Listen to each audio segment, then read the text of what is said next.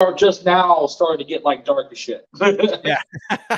Yeah, it's tough for me because I'm mountain time. So I'm like, my schedule is always a little weird because I'm like, I have to do it a little later because I got my kids. And so Right. like I was putting them down, and then I'm like, well, that's really late for the East Coast, but I appreciate you guys being flexible No, on the we're schedule. flexible. Man. So We're flexible. We totally get it. I got kids too, man, so I understand that shit for real. heck yeah, heck yeah. How many kids do you have? I got two. Awesome, man. Me too. Yep. Eh, lots of energy. Oh, dude, it's crazy. It's Well, we're good to go. So everything is good here. Thank you guys so much for joining me on the podcast. I really appreciate it. Yeah, thanks for having us, dude. Yeah, for real. Absolutely. So I always like to, just start out with quick introductions. Let you guys take a second, tell us who you are, something unique about you that people may not know. I'm Steven. I'm the guitarist of the band. I used to play rugby. I think that's probably the only thing unique about me. Hey, that's cool, dude. Years ago. Were you a hooker? Is that what No, I wasn't. I played loose head a little bit. I'm surprised you actually know that term. One of my best friends played rugby in college, and that was his role, was hooker, and it made me laugh. Yeah. No, I played mainly like second row or 8-man sometimes, mainly in high school.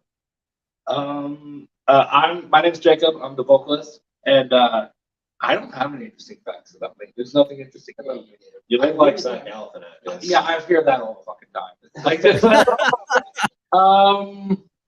okay, there's worse people. I saw Zach Galifianakis for Halloween one time, and it worked out too well. That's probably my interesting fact. Yeah, you should have had two ferns. I guess you should have had two ferns in the interview here.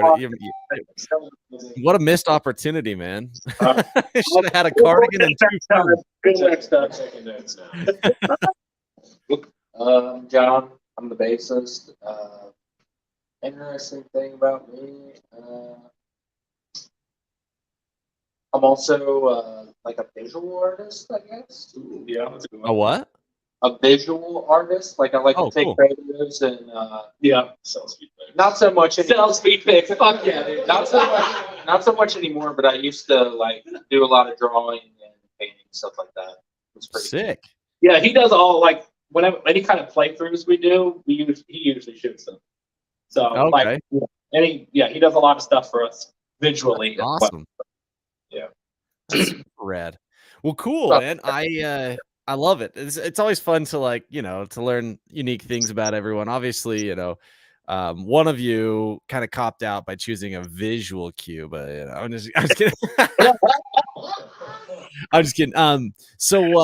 So these interviews are always fun for me because first off, Cody, super awesome dude, had a chance to talk to him on the podcast and getting this all set up. Huge shout out to him. But it's really fun because I'm not a huge listener of metalcore or any metal music, and so it's really fun for me to kind of dive into a completely different genre. I have a buddy who I just say, all right, is this good metal music? And he'll tell me whether it's good.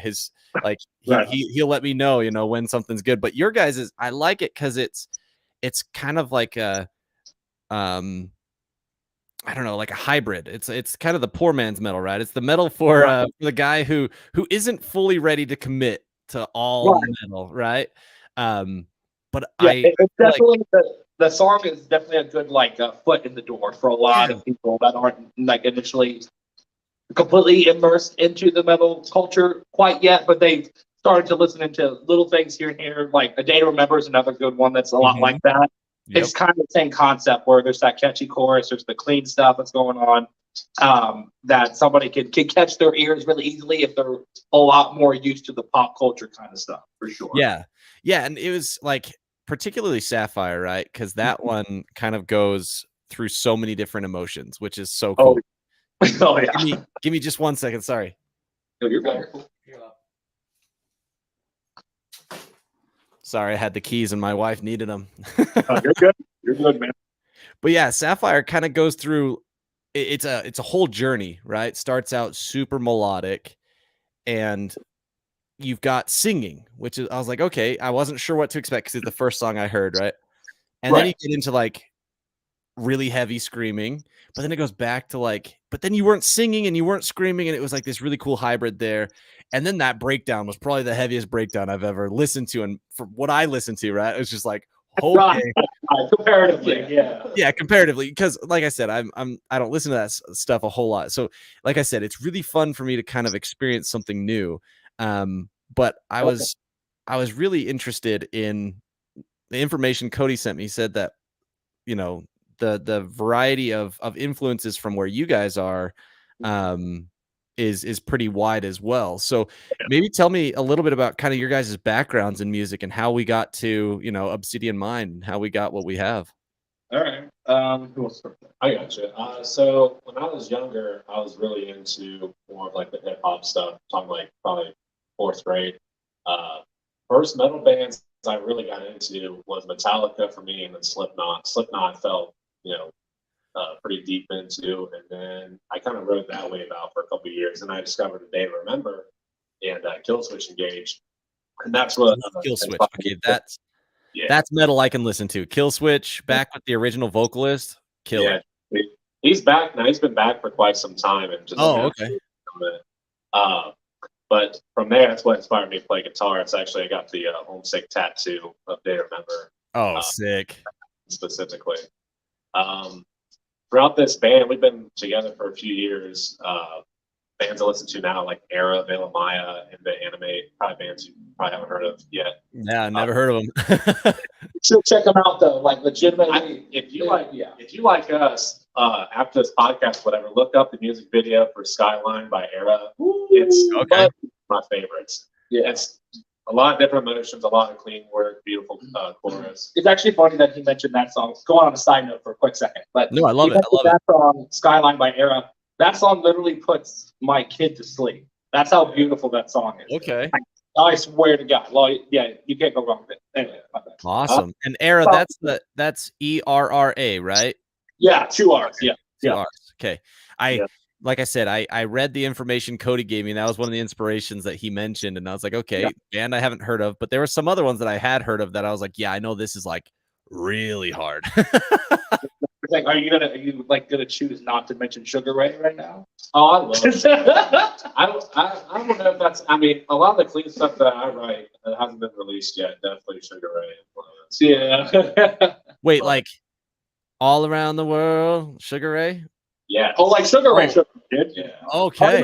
That's why I said I was like, are we gonna choose not to mention them? Like, are we?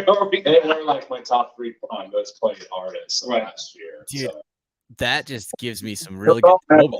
4 of the 5 are all metalcore bands, and then you have Sugar Ray at number 2. That's incredible, dude. That's some good throwback right there. I haven't heard that song in a long time. I haven't listened to Sugar. I think that's the only song by Sugar Ray that I actually know. I know quite a few. I think I actually got introduced to them, like the Spooky Island Scooby-Doo movie. I was about to say the only reason I even fucking know who Sugar Ray is because of Scooby-Doo movie.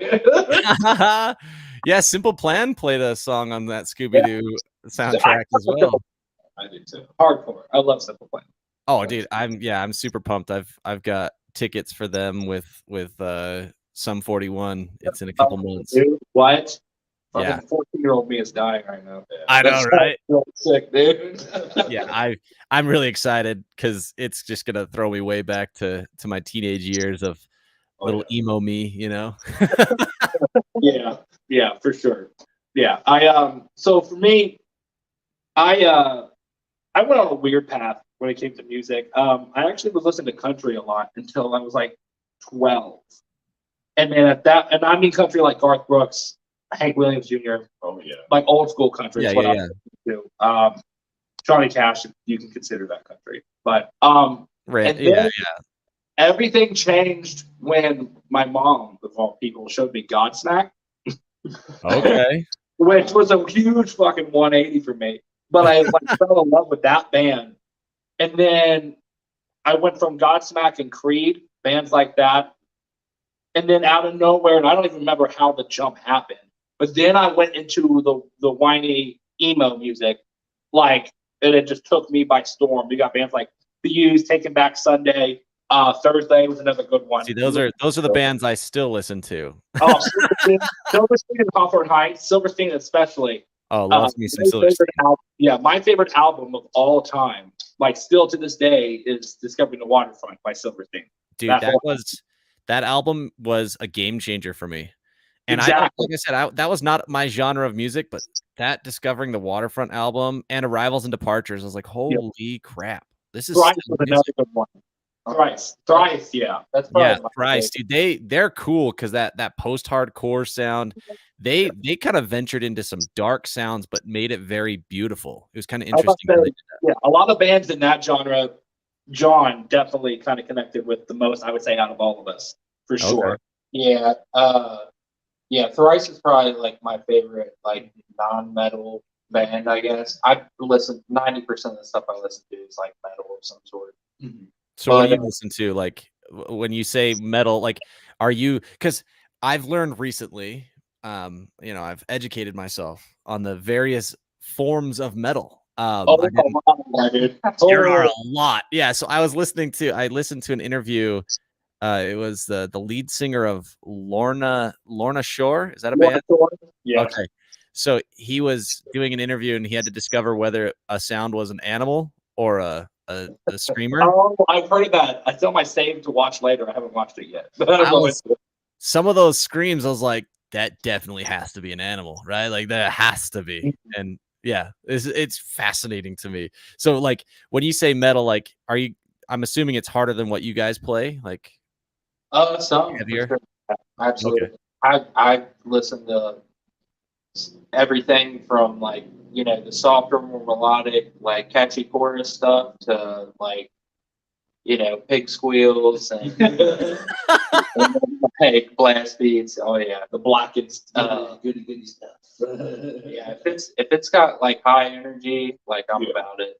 But yeah, I kind of went through like I'm one of the older members of the band. I'm 30, so like I kind of grew up in like that new metal, like in between like grunge and new metal era.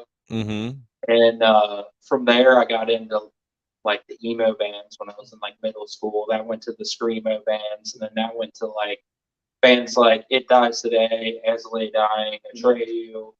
Yeah, I remember those days.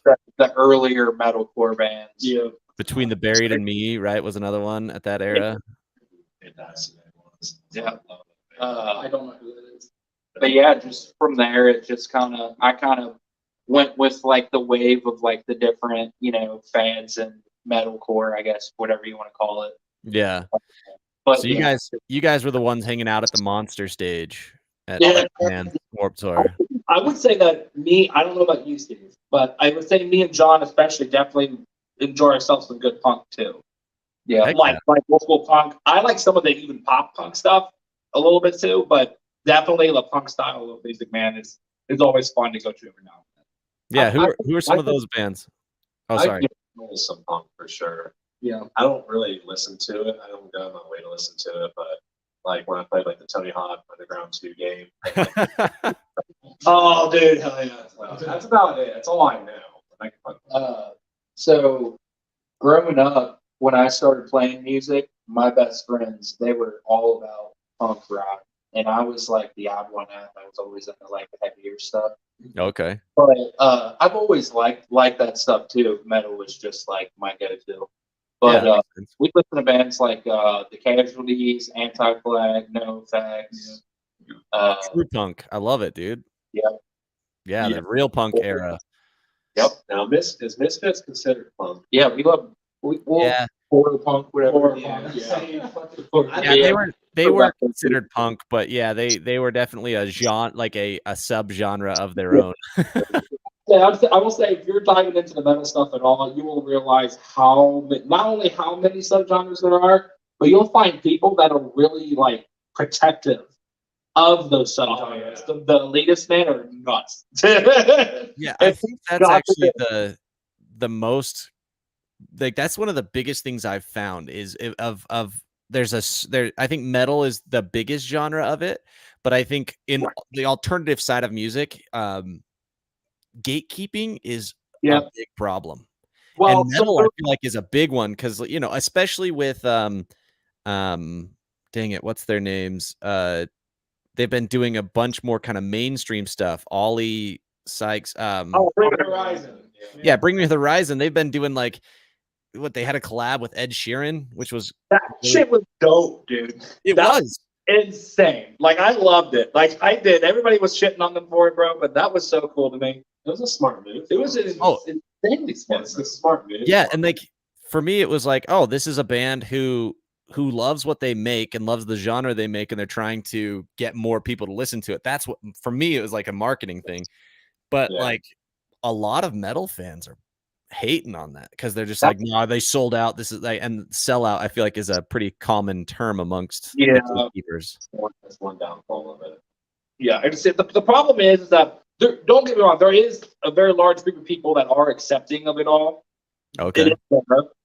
However, I will say that it is slightly overshadowed by the gatekeeping community, 100%. And some of them are more subtle about it, and they're not too crazy. They're just like, well, technically it's this, or they're like, it's not my cup of tea, but whatever.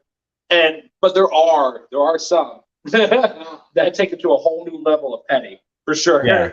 Yeah, it's definitely petty, but in some regards, I can see their point of view. Not that I agree with it personally, but like if you grow up, like let's say Bring Me the Horizon, for example, like they would start off as like a deathcore band, metalcore, I guess. Like those kinds of people, us that listen to that, put them in their place, and then you kind of feel like you're betrayed a little bit when they, kind of fucking go pop and shit. So I can see their points of view in some way. I don't agree with it. I mean, at the end of the day, you do what you want. I mean, it's their band. Oh, I will say this: if Ed Sheeran came up to me and said, "Hey, buddy, I want you to make music with me," I'm like, I'm fucking there, dude. Yeah. Like, absolutely, dude. Yeah, I just find that very interesting that people feel the need to kind of keep. I don't know. It's such a weird concept to me because it almost it's I want to exclude everyone but those who are someone already, and then they don't let anyone become someone in the genre, right? Like it's really weird. Yeah, there's right now there's a big one that's happening, like currently right now, Parkway Drive. You go ahead. You mentioned it, bro. I was just gonna say, like that being said, like I feel like that's still like a tiny portion of their overall audience that thinks that. Yeah, like the majority of people that like them like love the new stuff. You know what I mean? Okay. Because if they didn't, they wouldn't be doing off the wall stuff, and they wouldn't be Selling out freaking stadiums. Exactly. Right. But Parkway Drive, they're another really good example. Because their earlier stuff, I don't know if you're super familiar with them or not. Yeah, Parkway Drive was actually one of the ones that I remember from They're my usually teenage days. one of the first ones people recommend. Yeah. Usually. Yeah, I remember them from my teenage days. Yeah. So. They've been around for a minute. But yeah, if you listen to like the album from back then compared to like their new single that just came out a day or so ago, like there's definitely a huge like difference. They're getting a lot of hate right now, unnecessarily, in my opinion. But if you like look at the amount of fans they had when those albums were out compared to the amount of fans that they have now since like their last two or three albums that have been like more rock, I guess, instead of metal, their numbers are quadruple what they used to be in 2011 or whenever. So like, yeah, it sucks for the old fans, but at the same time, fans mature, and at the end of the day, you're trying to make music that connects with as much people as possible. And if it just so happens to not be quite as heavy as like the first stuff you were doing, so be it. It kind of sucks for the OG fans, but it is what it is. Well, and I'm curious what your guys' thoughts are on the. This is something I've thought about a lot because there have been, every band goes through different eras, right? Like different stages of a band, and just like humans go through different stages as humans. But how much like leeway do you feel is fair to give an artist? Because from an artist perspective, especially like you have to, as an artist, have creative freedom to create something that helps you express feelings that you're feeling then, and you also have to be able to express it in a way that you feel creatively satisfied, right? And so I like how you were saying, you know, obviously it's like kind of sucks for the OG fans, but it makes sense from their perspective. But like, how much leeway do you give when it comes to, you know, these bands changing things up a lot, or even for yourselves when you are writing something, that leeway that you're looking for to say, I need this creative freedom in order to actually express what I'm trying to express? All right. Well, so for me personally, I give a lot of leeway. Honestly, I feel like, because, for example, let's say if my favorite band wanted to come out with an album that was completely different from the most previous albums, even if it's an extreme amount, I may not be a huge fan of what that might sound like. But what that's going to do is, one, it's going to get them more people, and two, that's going to help them to polish the next round. Yeah. So I think it's important to let creators have their freedom with it. People are, no matter what you do, people are going to be upset. There's literally no way you can please everybody. It's just not going to happen. So you might as well. But with that being said, though, I will say that if I do understand from their point of view with it, like with the Bring the Horizon thing, when they came out with the song, what was that song that came out fairly recently? I couldn't tell you. I stopped listening to it or something. It was like it was very, not even radio rock. It was almost like an EDM song. And I remember that song. Yeah. but you know what I'm talking about, right? So Yeah. did that seem like an extreme change of pace for them? Probably. But I knew that what they were doing there was testing the waters to see where they should go. And I think it's important. I think that's an important part of it, is to let creators test the waters. Absolutely. Yeah, I mean, I always think, like, you know, artists, creators should do whatever they feel like. I mean, it's their art that they're making, no one else's. With that being said, like, I mean, for me, it's a band, like you mentioned, Bring the Horizon and Parkway Drive. But I'm being brutally honest.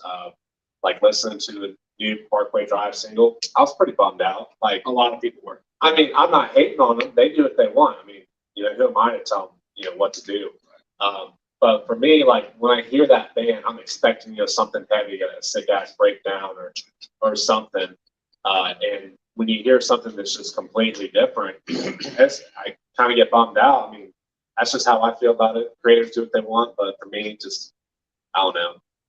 I'm just going to have my opinion. If it's a heavy metal band, I expect it to be, you know, heavy metal. But if it's not, I mean, what do you do? I don't know. Talking about Parkway Drive, like, specifically, like there's a lot of other things I consider, like the fact that they've literally been touring in a super heavy metal band for, you know, 15 years, 20 years, however long, and like they're getting older, you know. Yeah. Right. So like they can't just be like thrash blast beats, like, you know. Yeah. So like I get like what they're doing, and at the same time, you know, by now they all have families, they all have, like, you know, a lot more responsibilities than like some 20-year-old kid that's just like, you know, just touring and doesn't really have a house, or, you know. Right. So like, you know what I mean, at the end of the day, you know, as an entertainer, like, you know, you still have to make money. Obviously. Yeah. And I don't necessarily fault artists for trying to reach more people, like changing their music in order to reach more people, I guess. But I mean, I don't know. It's just one of those things where I kind of feel like, you know, if it isn't my thing, I just kind of move on from it. They have plenty of listeners, so, you know, good for them. You know what I mean? Right. And even a lot of times, especially in metal, a band will go, you know, pull a 180 and sound completely different. a new band might come up with a lot of the same, like, you know, kind of sound the same as their old music, and they kind of fill that gap in the, like, you know what I'm saying? Yeah. Like they kind of, you know, they'll get the fans of that old band that used to sound like that. See a lot of that nowadays for sure. Oh, Yeah. So you're still feeling that you're kind of scratching that itch still with it's Yep. just, and that's one of the cool things about music, right? Is there's so many talented people out there to make great music to fit that need that a listener has. And for you guys, you know, I know that you guys said you've been around a couple of years. You've got a few singles out. So when you guys first started making music, what was like the original intention? Like, because obviously, you know, when you first start out, there's a lot of different things that you want to accomplish, but you know, the intention of getting into a band, obviously, you know, like you said, Jake, you've got 2 kids, so like there's priorities are different at that stage a lot of times, right? And so when you guys started, you know, Obsidian Mind, what were kind of the initial thoughts and intentions when you guys were getting together and getting this thing set up? Well, it's funny. So this band has actually been around longer than Obsidian Mind in general. Oh, cool. We were a different band, like a different name, blah blah blah. Like I used to be the guitarist with Steve. We had a different vocalist. It was the whole thing. Oh, cool. That without going too deep into that, obviously, but like back then, we were a little bit of a lighter sound. It was had even more of that catchiness to it than Sapphire really has. And that's because, you know, we had a different vocalist at the time who had a different vision, and that's how it went. Now, when we decided to go with the way we are now, as Obsidian Mind, we knew even once we changed the name to Obsidian Mind, we're like, okay, things are going to have to start to darken a little bit. Yeah, I saw the name and I was like, that's a metal band. That's very dark. It's a very dark name, but at the same time, for me, I almost wanted it to be almost like an enigma, right? Okay. Right. Yeah. Okay. So, right. Well, because I wanted to make sure I wasn't like using some fucking medical term, and I was just looking at it. But like you know how when you're in like school and you're reading like a book and you mean to read organism, but you read orgasm. It's like the same. I know. I wanted it to be almost an enigma to where like when you hear Obsidian Mind, you're like, oh, that's gonna be like a fucking blackened death metal. Like that's gonna be a super heavy band. And then when you hear it, it's just catchy metalcore, which is not a bad thing, obviously. But like there is definitely dark vibes to it. But they're gonna be like, oh shit, okay, like I can sing to this too, you know, or and I can jump in the pit to this part too. And it's like it's what some people would expect it, and some people would not. But when it came to the process of actually like what are we gonna sound like, we never really sat down with just like, here's what we're gonna be. Yeah. Okay. We were just like, let's just start writing stuff and what seemed like for example, Sapphire. We wrote that in a day. We stayed up until 6, 7 in the morning at John's old house and wrote that for like 12 hours straight. That whole song. Okay. Oh yeah, and we knew like halfway through we were like, guys, this one's gonna be a fucking banger. Like we knew it as we were writing it. And it was one of those where we weren't like, well, what vibe are we going for? We were like, let's just sit down and fucking write it. Let's just see what happens. Yeah. And that's kind of what we've been doing. Now we're aware the vibe that we have now because of the songs we wrote. So we're like, okay, now we know kind of where we're at now. So we never really had an agreement of what we were going to sound like. We knew we were going to be in the metalcore genre area. We knew that. We just didn't know necessarily which way of that spectrum were we going to go. And with our newer stuff that obviously only we have heard, it's definitely, we're jumping into other parts of metalcore that we haven't before. And it's going to be killer. So I would say, not really a definitive plan, but it was more of a, let's just make something badass. And that was pretty much it. Yeah. Just to piggyback on what he's saying, like since we've been in this band, there's been like a lot of downtime given like COVID and just like, being able to meet up with our producer in Detroit and just like scheduling different member changes, stuff like that. That whole time we've just been like writing songs, and we don't really have like a super duper particular like vision as far as like how we want to sound or anything like that. But I feel like, I don't know, we've probably written 20, 25 different song ideas, maybe not necessarily like completed songs, but like good starts to songs. And we just kind of listen to them for a while and like see what really like what we gravitate towards the most. And since we've been doing that, I feel like we've definitely been like narrowing our scope of like our sound through doing that.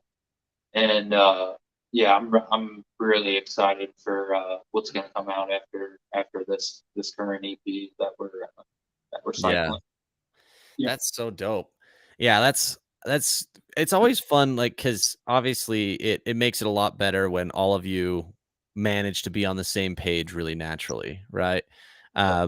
So how long have you guys known each other? Obviously you said you had a band before this. Was it all the same members aside from the singer? And No, so Jacob originally started this band back in 2018. I joined it. His friend Michael, which was the vocalist at the time, he made a post on Facebook. I just recently left my last band. It was just a high school band. Wasn't really doing anything with that. But he posted a status on Facebook asking for guitarists to try out. And it was right before I graduated high school. And I tried out for it. May of 2018. So I've been with Jacob now. You remember the month? Yeah. Jesus. It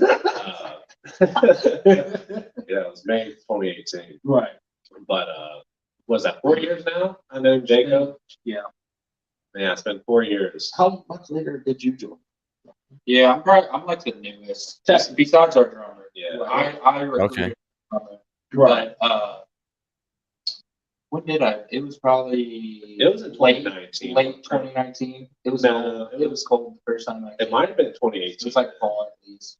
Are you sure? It might have been 2018. It could have been.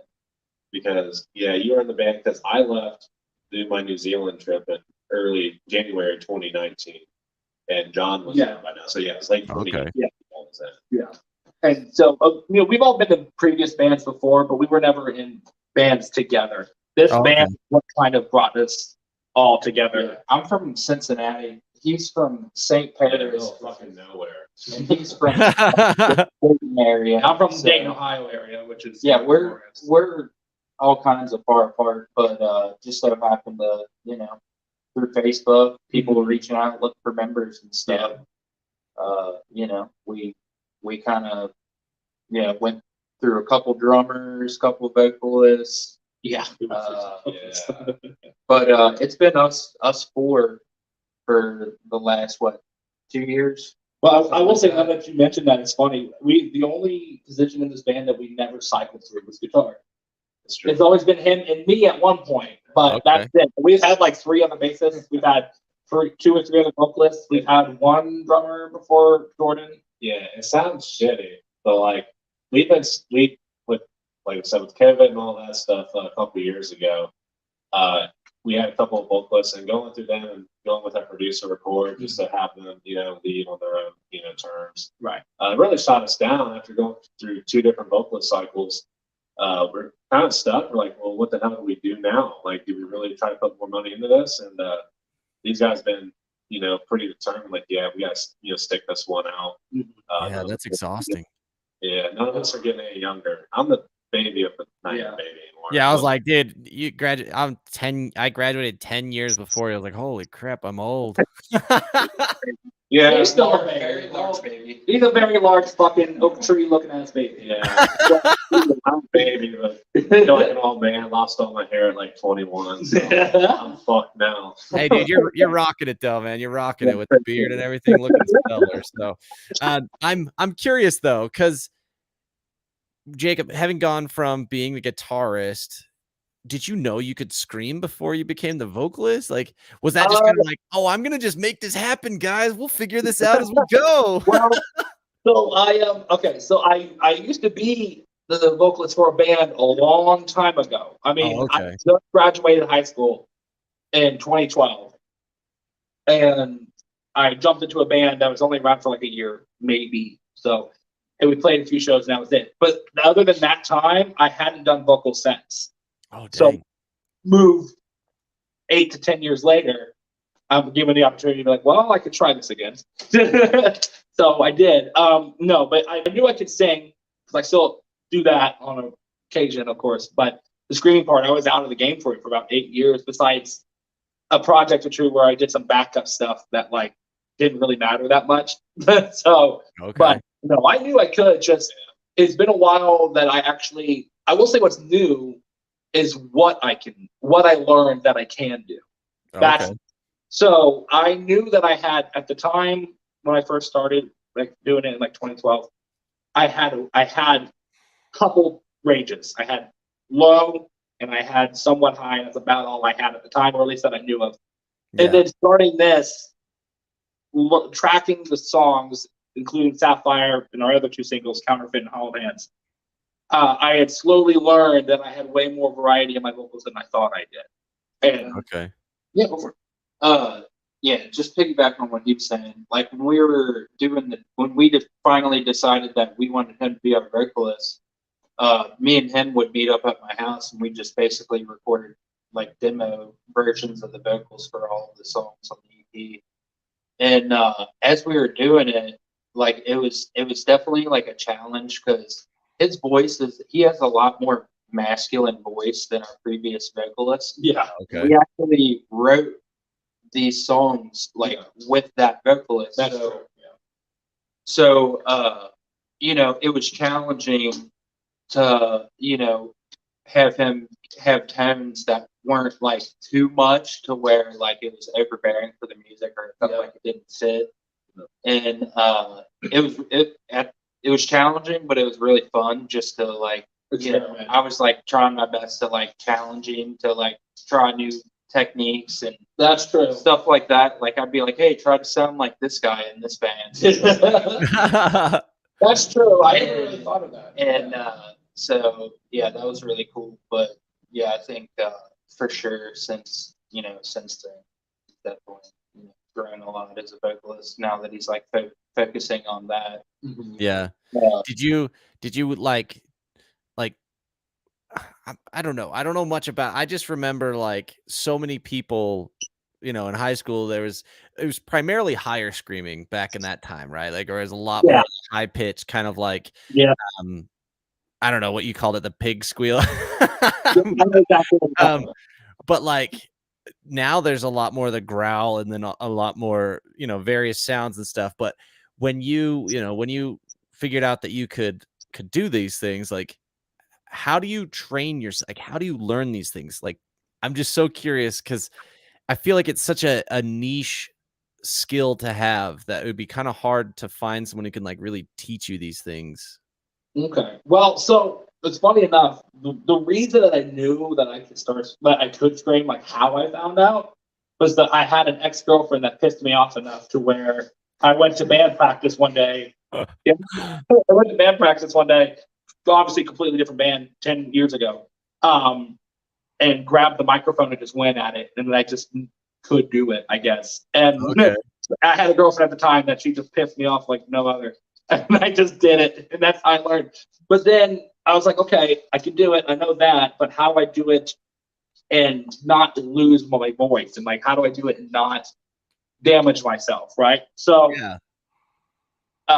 you can go to people to get training and whatnot, but that can be expensive, especially if it's like an in-person, face-to-face like thing.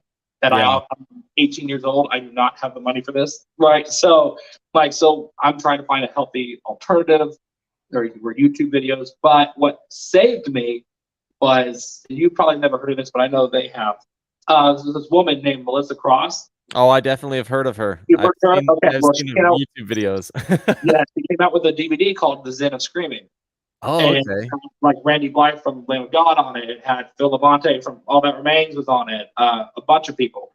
And I got that DVD, and not only did it teach you certain techniques, but it also taught you how to warm up and not hurt and not not deteriorate yourself before the show, and also Interesting. how to preserve your voice. And I learned a bunch of cool things that I do pretty much before every show, and that has greatly helped me out for sure. Also, this is just a side note for it, but honey cough drops, bro. Fucking I heard it was Ricola's. Yeah, dude, it like coats your throat, bro. Yeah, scream like an angel, my guy.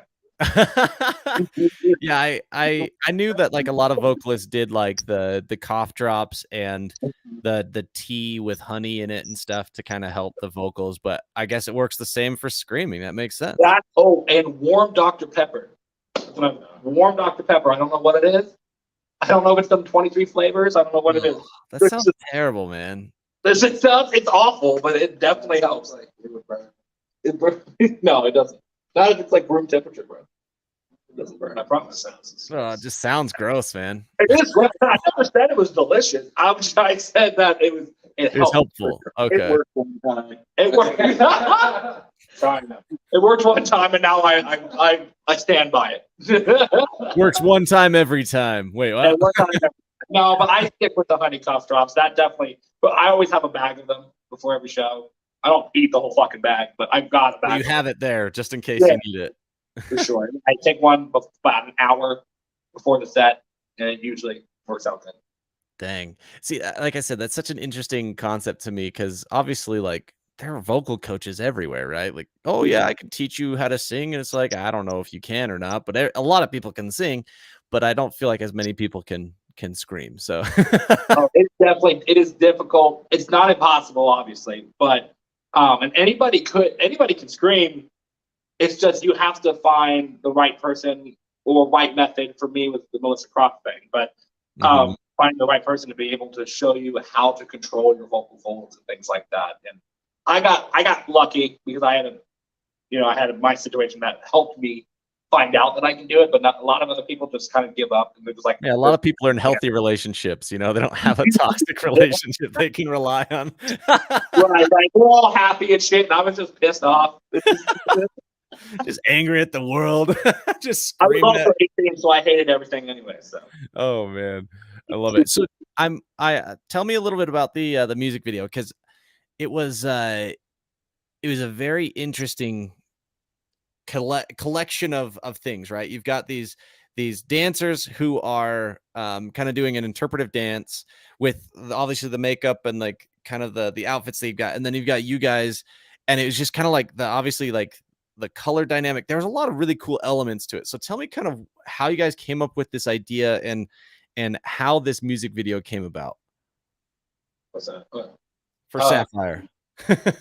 So Jacob, of course, wrote the lyrics to it. So he could tell you a little bit more about the song meaning itself. But our drummer, Jordan, it was actually his kind of vision. Like Jacob told us, kind of gave us the rundown about what the song was about. We're kind of brainstorming video ideas. And Jordan came to us with his idea to basically have interpretive dancers kind of, tell the same story that the song tells about, mental abuse as opposed to like physical abuse. Like the song's more focused on like that aspect. Yeah. But he just so happened to know a dance choreographer, and Steve knew the makeup artist, I think. Yeah. But he just kind of had the vision and kind of organized all the different pieces and stuff like that. Yeah, because what is it that the line? Because obviously where it goes, it transitions and it says, "Is it we know what you did, I know what you did, you know what you did." There was right, like you scream in that part, right? Am I completely off? I feel like there was a part where maybe I'm completely missing it here. Hold on. okay. Hold on. Oh, you're good, man. You're good. I'm looking at the lyrics now because I feel like there was a part where, oh yeah, if you knew what you've done, right?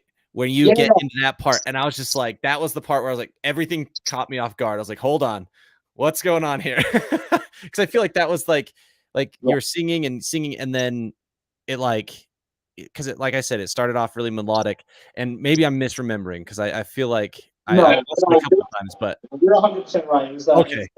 Would you face the world if they knew what you've done? Right. Yeah, exactly. And I was like, that line, that, and then obviously he starts choking her, and I was like, holy crap, this is a really heavy song. And I didn't expect it, right?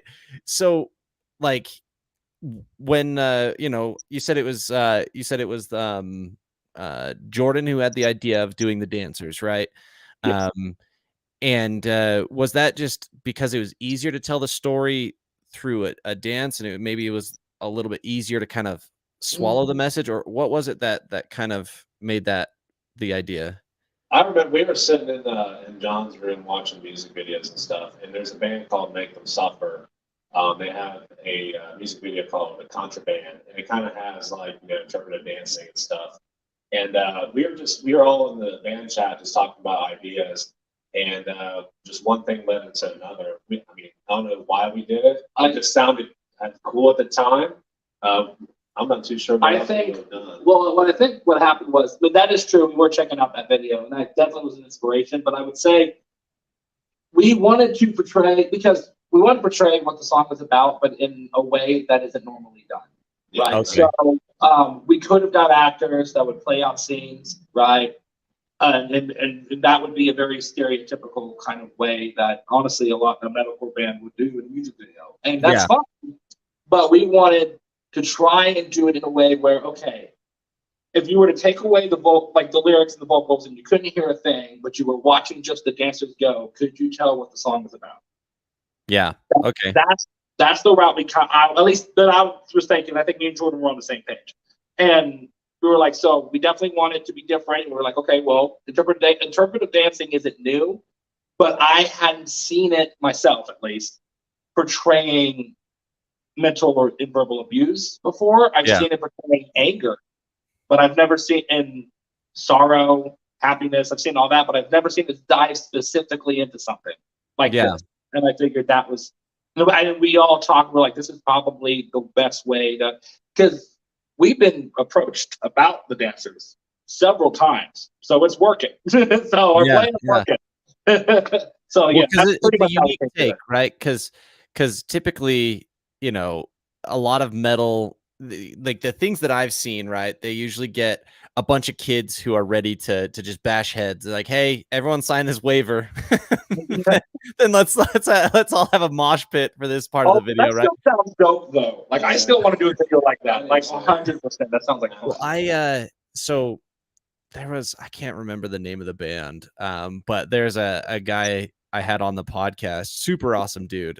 His name's Jameson, and he wrote a book. He was he's been a writer for a bunch of different music outlets and things, and he went on tour and was kind of managing tour for this really hardcore metal band, and I don't remember the name of the band, but he said that he was there for one of the music videos, and like one kid came out with a broken nose, another guy lost a tooth, and I was like, and they were all just super excited to be there, and I was like, I don't know if I would want to be that guy. Well, I will say that our last show, someone fractured their foot. Yeah. Oh yeah. Good friend of mine broke his foot. Yeah, it happens. I mean, like it's that, and your adrenaline is pumping so much that you don't even realize it happened until after the show's over, and then you're just like, wow, I can't walk. I wonder why. Oh my gosh. See, that's terrifying to me. Because I've been in circle pits for the used, right?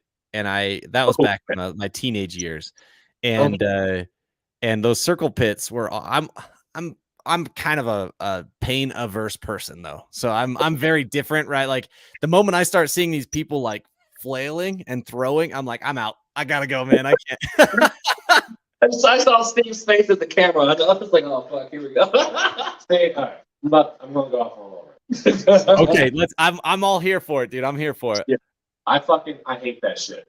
Everybody in the pit. Okay, so that's considered like hardcore dancing. Call me old school, even though I'm a little bit younger, but I like the moshing, like shoulder checks and stuff. Like, that was what I enjoyed. Yeah. Yeah, I like that, but the hardcore dancing, flailing your arms like you're a black belt in karate. I've seen that at shows before. And I think it's all good. I think it's all good. It's, I don't pay for that. Right, just- I don't it's care. okay. It's fine. Like, here's the thing.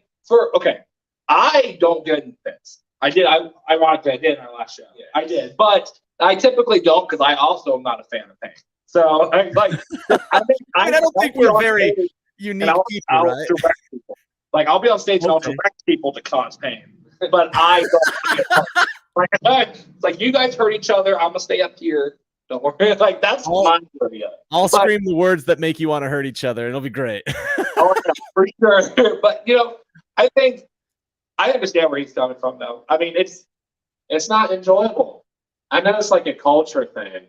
it is like the new wave. It's the new wave. Well, not new. It's been around. It's hardcore dancing's been around. Well, for I a know. long time. I know, but like it's just in the metalcore part of it, it's definitely got like metalcore specific. Yeah. Well, I just remember. Around forever. I've been going to shows since I was 16. People have been kicking and throwing punches. Oh, they really. Since ever since. Like, Yeah. yeah, I've been in all right. So the first concert I ever went to was Bon Jovi.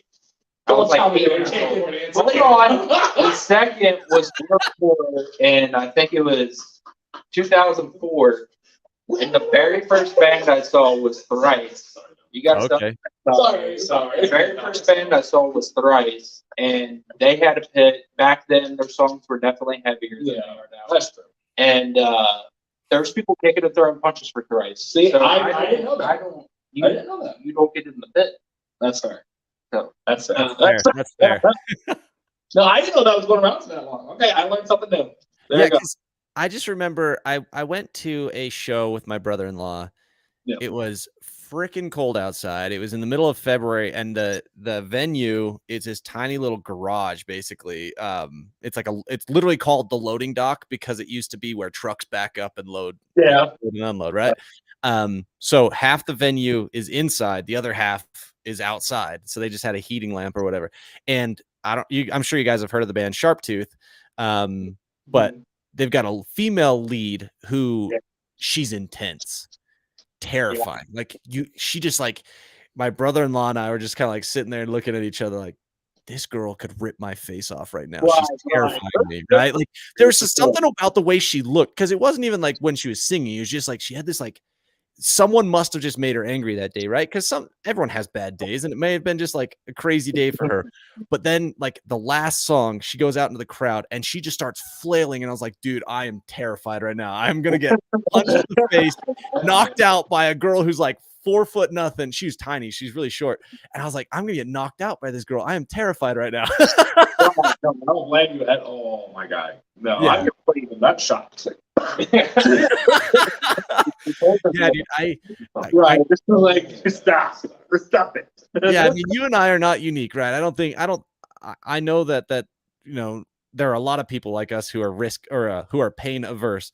But there's some of those guys who are they just want to get in there and cause pain, and I'm like, no, please. Oh, there's please. a word for that. What's the word for that? Crowd killer. A masochist. Well, Or yeah. is Yeah, that Oh, is too. it sadist? I don't remember which one is which. There's masochist and sadist, right? Yeah, there's crowd killers.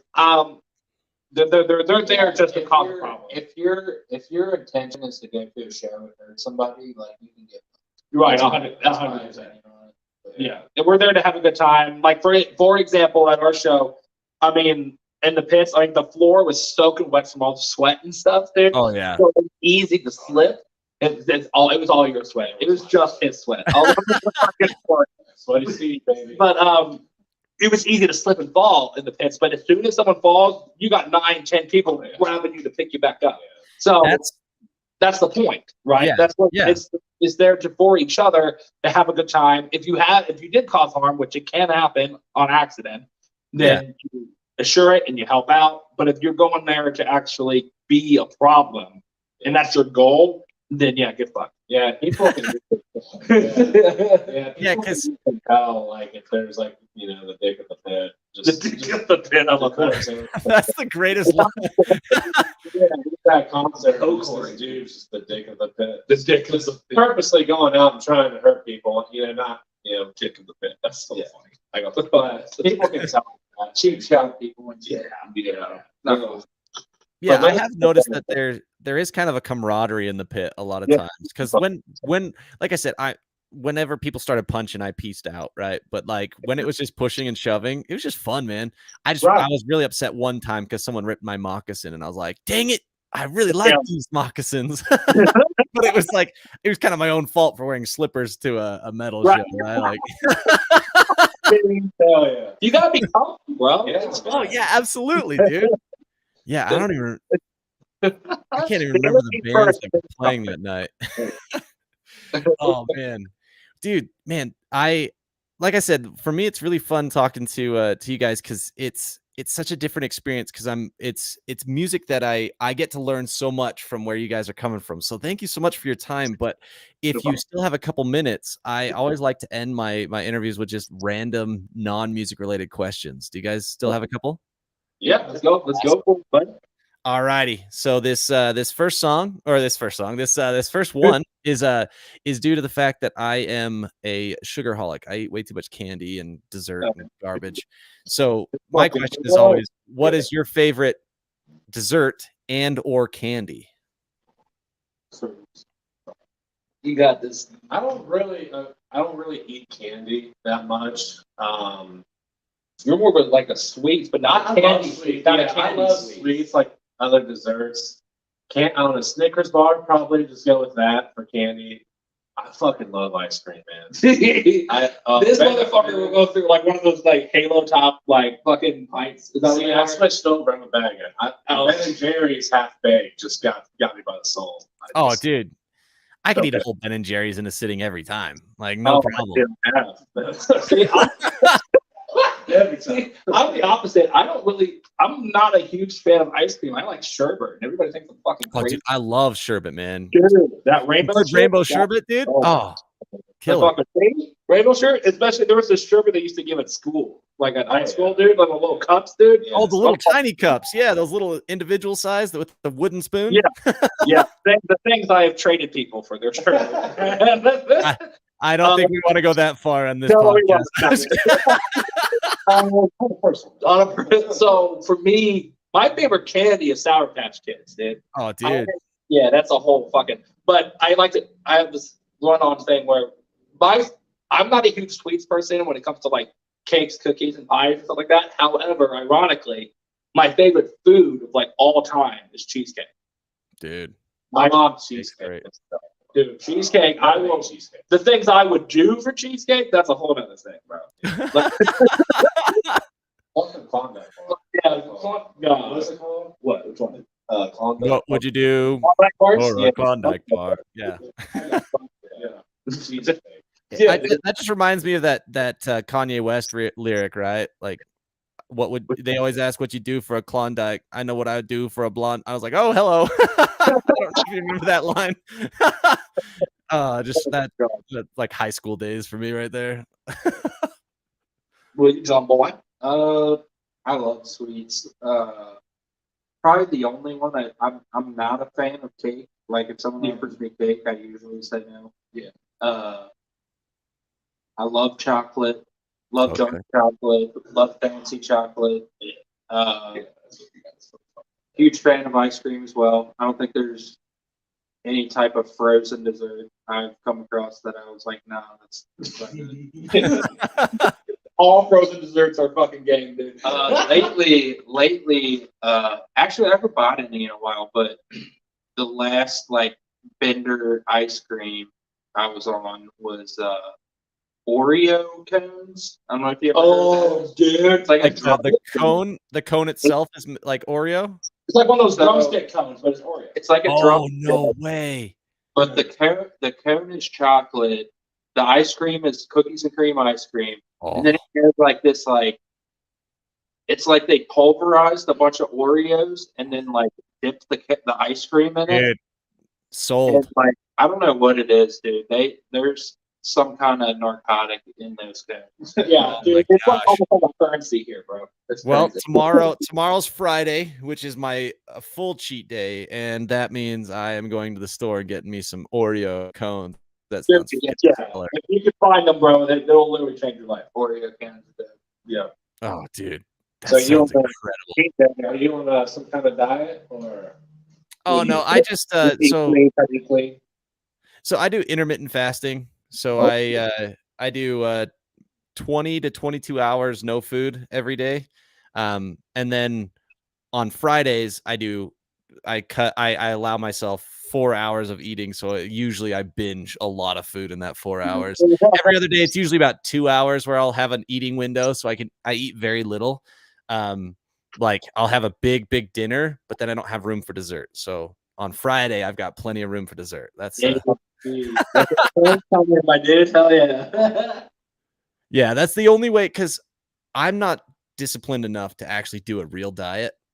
For me, it's like, if you got no discipline to do what you're doing, man, you probably got it. 'Cause that shit's tough. Yeah, it's hard, man. see, as long as I drink just a ton of water, like I drink like 120 ounces of water a day, so it's pretty easy to just not get hungry when you're just constantly hydrated. So, but yeah, some days I'll get hungry and I'll eat an apple at like 2 o'clock or 3 o'clock in the afternoon, but that's about it. Because I have no self.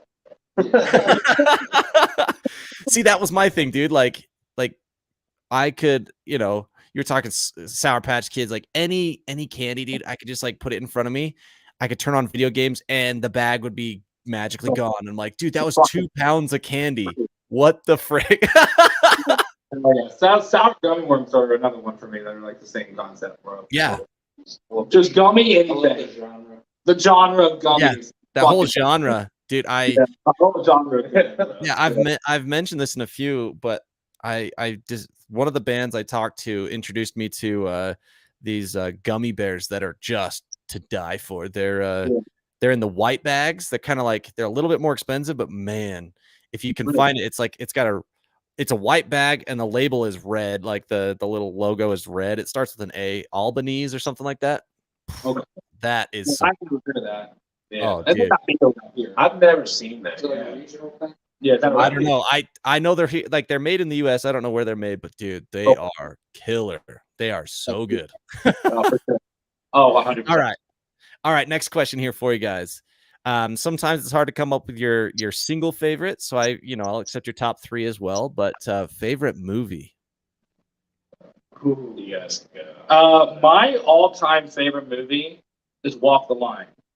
Oh, dude, Johnny Cash, love it. It's been my Dude, favorite. Joaquin Phoenix was just. I mean, he's a pretty stellar actor in everything he's in, but That movie, I've watched that movie on repeat several times.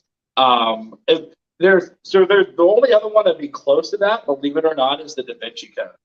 That's another good one. fucking good movie that a lot of people wouldn't think that I'd like, but just that movie's killer. But no, definitely Walk the Line for me is number one. dude, that I didn't know Johnny Cash's story, and it was really sad. I was like, dude, this guy's life was rough. Yeah, it was definitely hard. I know that, and I learned actually a lot about him from watching that movie. And then obviously I did my own research afterwards to see what was exaggerated for cinematic reasons, and then what was actually accurate. And that movie is pretty close to me. There was a couple little things here and there, but for the most part, the movie was pretty close. Like, and knowing that, and then going back and watching it again, I'm like, Jesus Christ. Yeah, that's crazy. Yeah, I've never seen it. I recommend it, bro. Like, There's so many movies that people recommend me. I barely watch it. but Scooby Doo is your fucking favorite.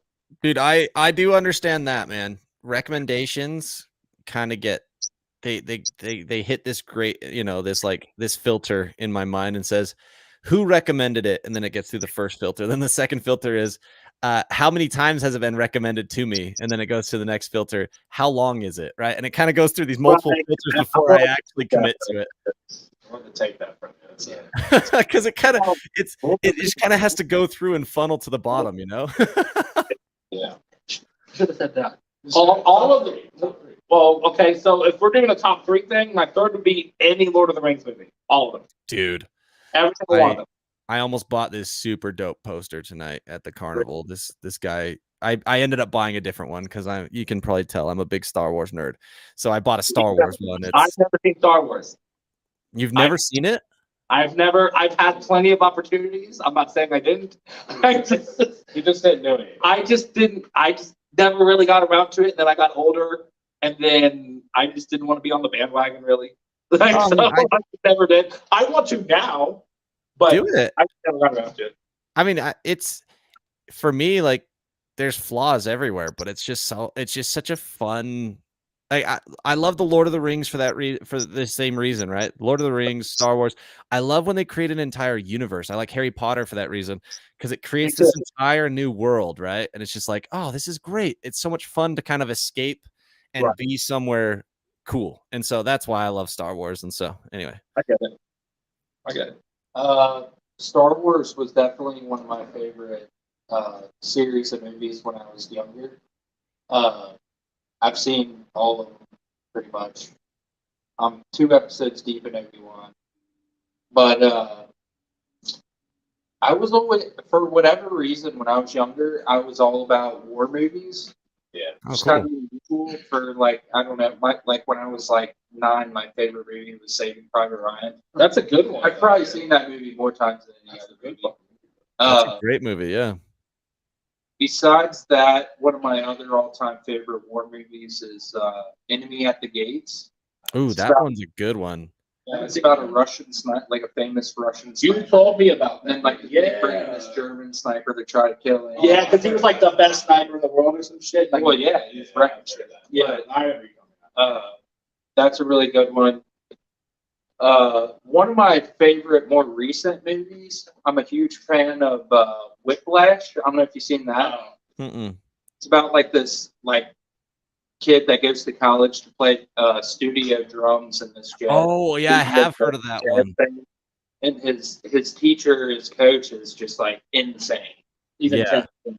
And just you know, the stuff that kid goes through in that movie, just like trying to like achieve his dream of like being a session drummer, is just like it was a huge inspiration for me for sure.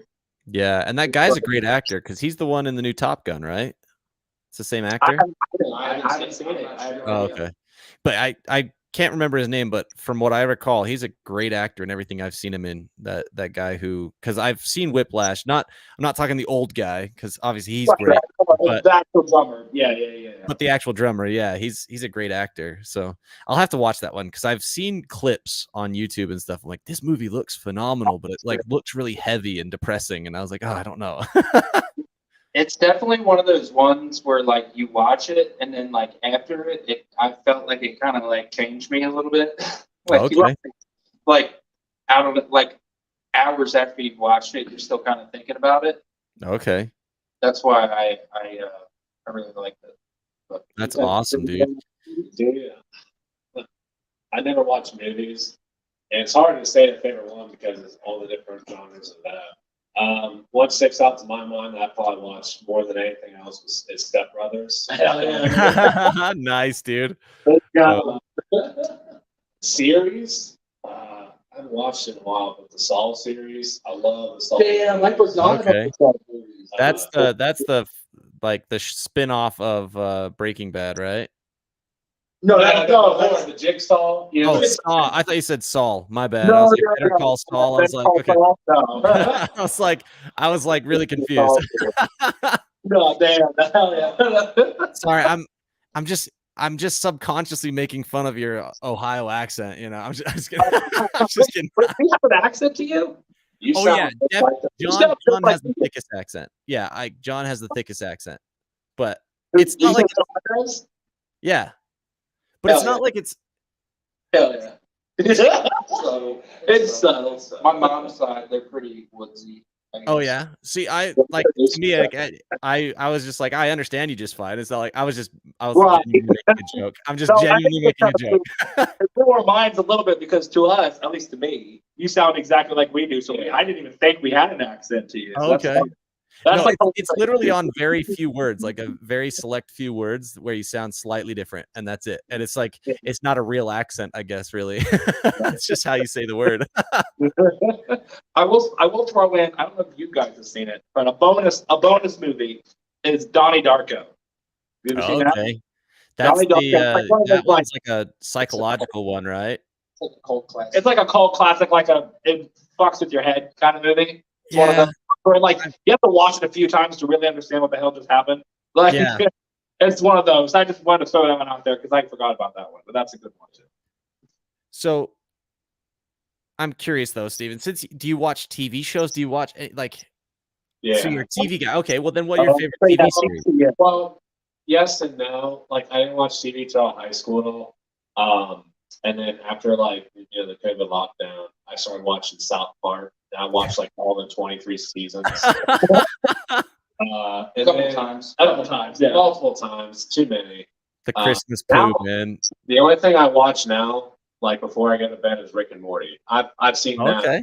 at least 15 times Yeah. each episode. Yeah, I feel like you're kind of weird. I feel It's like my comfort thing. It's my comfort. he only watches like 3 different things over and over. Yeah. Straight. It's my comfort thing. I get it. Like I'll play a couple games of Rocket League, and then I'll turn on Rick and Morty and lay down and watch like the episode and then crash. That's my thing. That's one. So you basically just like you just watch the same thing over and over. You don't experience new things, but you want to go through what you already know. Yeah, some people say it's like an anxiety thing. That is, yeah. I don't know. I really don't feel like I have it. It's No. just I don't know. I think like a subconscious thing. Yeah, it's like a habit. It's It's just like a habit now to me. Just turn it on. Well, yeah, I know people who do that with shows like The Office and shows Yeah. like 30 Rock or Friends, like these shows that ran on for years, and it's just kind of like, yeah, they know the episodes well enough they can just turn it on in the background and do whatever. Yeah. All right. Last one here for you guys. Once again, thank you so much for your time. Absolute blast getting to know you guys. But this last one, favorite hobby, non-music related hobby, something you love to do that has nothing to do with music. Hobby. Man, I don't do anything. We're lame, bro. We're lame as shit, man. I mean, we play video games. We Yeah, got like That's a hobby. I love it. Yeah, we have a good big group of friends that we all play together with on Xbox. What games? We cycle. Yeah, we cycle a little bit. Me and John play a lot together. Rainbow Six Siege, Destiny 2. I play Rocket League. He can't get into it because he sucks. I don't like sports. Because he sucks. I love that, I'm dude. playing that a little bit. I suck at that, but I'm trying to stick it out and get Which better. one? The new one, 22. Okay. Yeah. Yeah, I don't know. I always enjoyed those games, but the moment I start playing against someone who actually knows how to play those games, I realize how bad I am.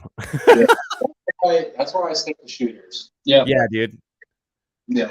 See, You play on the Xbox, right? You said?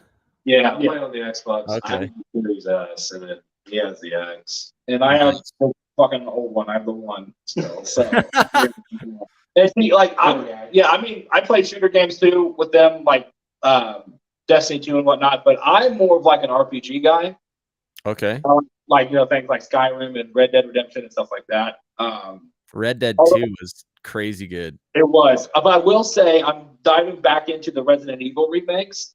Oh, Right now, yeah. the remakes and the newer ones, and then Bioshock is what I'm kind of back in. Dude, Bioshock Favorite. is still one of the greatest series of all time. Yeah, it's literally So underrated. favorite, like series. Like That's my other dumb tattoo. Is I got a Bioshock fucking Oh, tattoo. nice, dude. Yeah, Yeah, I love Infinite got a lot of hate. I loved it. I love it. I loved it. See, I feel like it got a lot of hate because it just had a different aesthetic. I was like, dude, I loved it. I thought it was dope that they had all the bright colors and like this really dark, awful story with all this bright. It was like this great contrast, Yeah. Did you play the DLCs for that? The Burial Sea 1 and 2? No, I didn't. I need to. It's amazing. That's like my favorite part of it because I bought the collection edition when it came Oh, out. yeah. It connects all the Bioshocks together, and the ending just blew my heart. Dude, you have the time. Check it yeah, out. I probably will because I haven't played very much video games lately. Like most of my time is taken up anymore. But yeah, like Bioshock, that's one of the most underrated game series. That's a trilogy, right? There's just the 3 of them, and man, so underrated. It needs so much more love than it got, I think. Because maybe I just missed the boat because I didn't have an Xbox at the time it came out, and so maybe I just kind of missed that whole era. But man, so cool. Yeah. Yeah, I'd say for me though, the type of game that whenever a new one of these comes out, I always fucking get it, and if people call me a nerd for it, I don't really care. All right. But it's any Dragon Ball Z game. that comes Oh, out. nice, dude. I'm replaying Kakarot right They're now, all the dude. same. They are not all the fucking same, John. They They're are. No, Kakarot is okay. Listen, Same story. no, Xenoverses were completely different than Kakarot. Okay, the Fighter Z's is like the Mortal Kombat style stuff. You know what I'm saying? There's okay. I get a little bit, but Yeah, like it's the story. It's the same story. You have never in the top Because we're stupid. We pay $60 every year for a fucking Call of Duty. Yeah, So- dude. Oh, I mean, I watched the Modern Warfare 2 trailer and I just got pumped out of my mind. I guess the stories are different and they're different. Yeah, multiplayer is based. I mean, they're different, but the same at the same time. Just I don't know. No, Thing about Call of Duty 1, they're great at making like stories. oh, their campaigns are good. Especially the older ones. But Yeah, like Black Ops 1 and 2 is one of my two favorites. I loved the original Modern Warfare trilogy. That whole story with like the No Russian campaign that was just absolutely awful. And then Modern Warfare 3, my wife was watching and she's like, "What are you doing?" Because of that last scene where he's like, you're like dangling and you like shoot the guy. You're like, she's like, "What are you doing?" And it was just like she was horrified. Yeah, I think there was from what I was on my way to work today, and I was just listening on the radio because I'm old as shit. And they were talking about the trailer or whatever for the new Modern Warfare 2, and like I guess there's a whole bunch of different shit you could do now in this game. Like you could swim. Yeah, like, you can hang on ledges now instead of grapple onto wall, like cliffs and walls and shit, and shoot people. Like Yep. there's gonna be a whole bunch of stuff like that. That's what they were talking about, and I thought that was insane. it's gonna be cool. It's Yeah. gonna be cool. Yeah, new boats in Warzone. I mean, dude, Really? granted though, like Warzone makes me so angry. So angry. See, I stopped playing it like when Modern Warfare, the 2019, I think is when they came out, the newest one. Mhm. Warfare was amazing, but once they came out with Cold War and kind of integrated it, I just kind of stopped playing with it for a while. Yeah. Cold War was a disappointment for me. The multiplayer was. Really, I dig it, dude. I didn't like it. I don't know. I just thought I felt like it was kind of like a downgrade. From Modern Warfare was so good. The gunfight when they came out with the beta for gunfight, it just felt completely different. Yeah.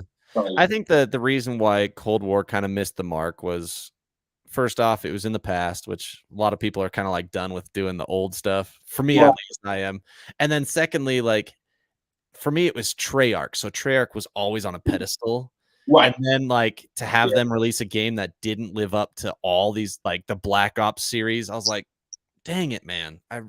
Black Ops 3, like I loved the jetpacks, the boosters. I thought that was so much fun. People hated it. I loved it. But like Treyarch is just such a good development studio. I think that's why Cold War kind of missed the mark. I think it's a great game, but for a different studio, not for Treyarch, you know? Which one was it that like didn't do very well? It was like Advanced Warfare. Was that the one? Infinite Warfare. There's several of them that didn't do well. Like there was one that like Infinite was the one. was it Infinite? I'm thinking? Yeah, Infinite Warfare really Yeah, flopped. Infinite. Yeah. See, the story of that was phenomenal. It was so cool. The campaign was. Yeah, I never played the campaign of it. I only played the multiplayer. It blew my mind because I hated the multiplayer. It was okay. See, the thing with Call of Duty is like people were bitching because it was the same shit over and over again, and then they came out with Advanced Warfare that had the exosuits. Like, okay, Which was actually my favorite.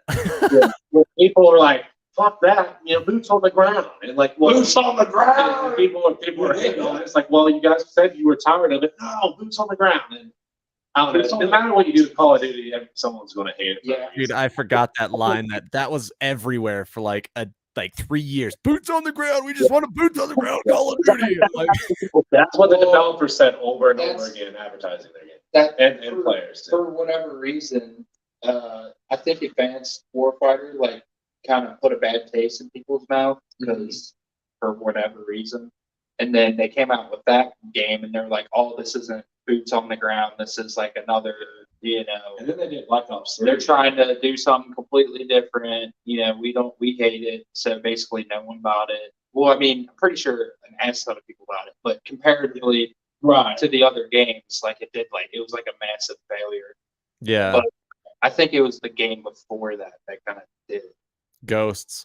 See, but Ghosts, I feel like that campaign was great.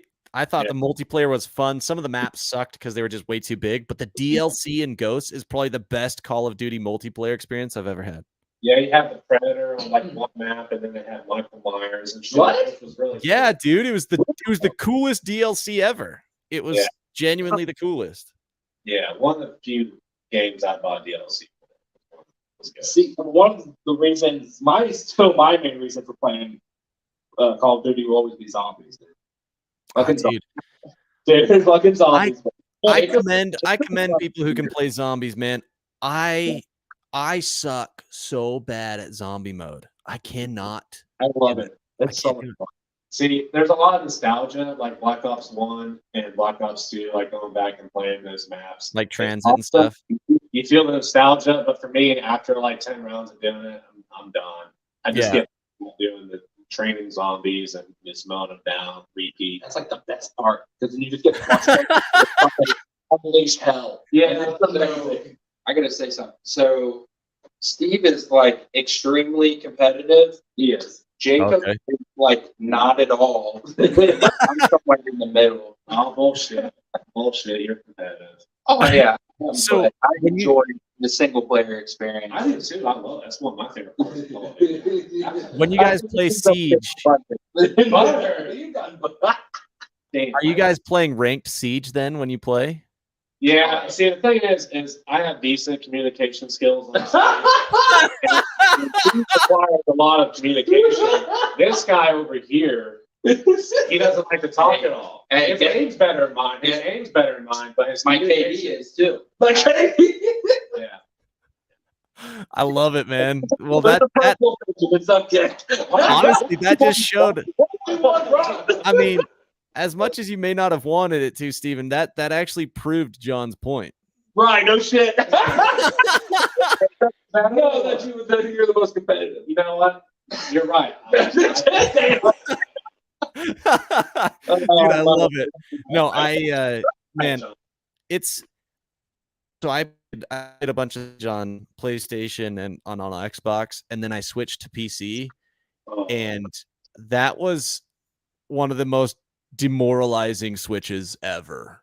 Because I was like, yeah, I was like in gold, like high gold, and then wait, it goes 3, 2, 1, right? And then 1 is the highest, right? So I was gold 1, right? So I was gold 1. I got to platinum once. I was like, yes, I am a champion. I was thinking I was great.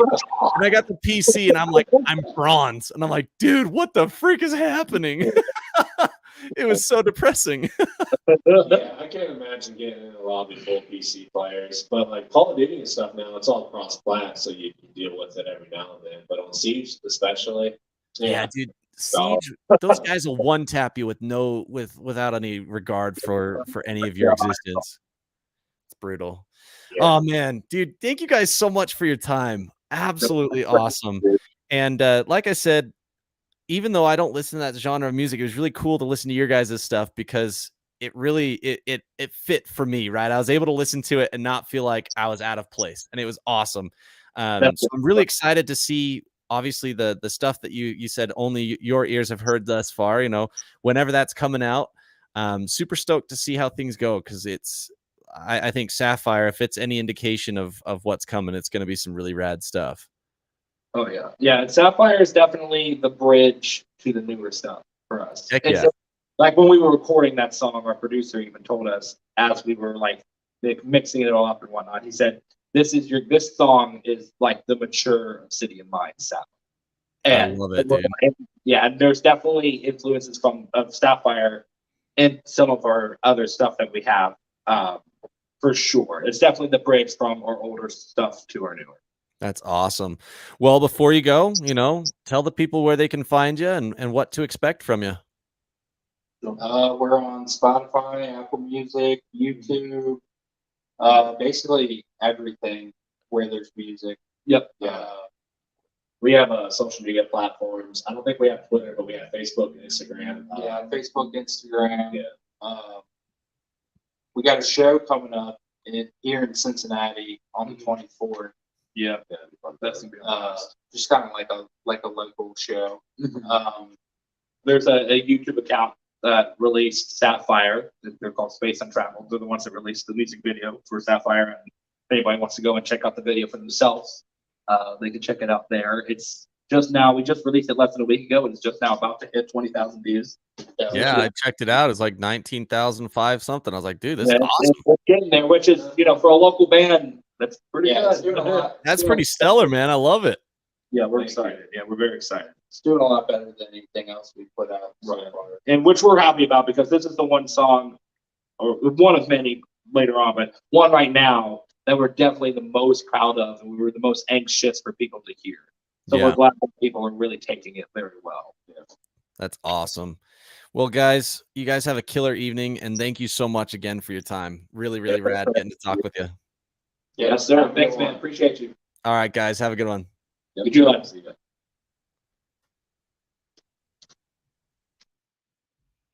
Rad, rad, rad, rad. All right, well, Obsidian Mind, go check them out.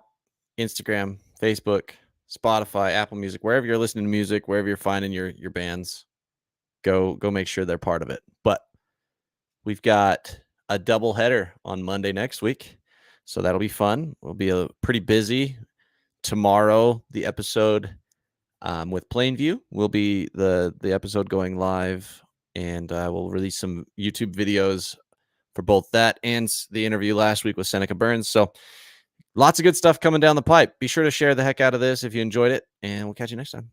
Deuces.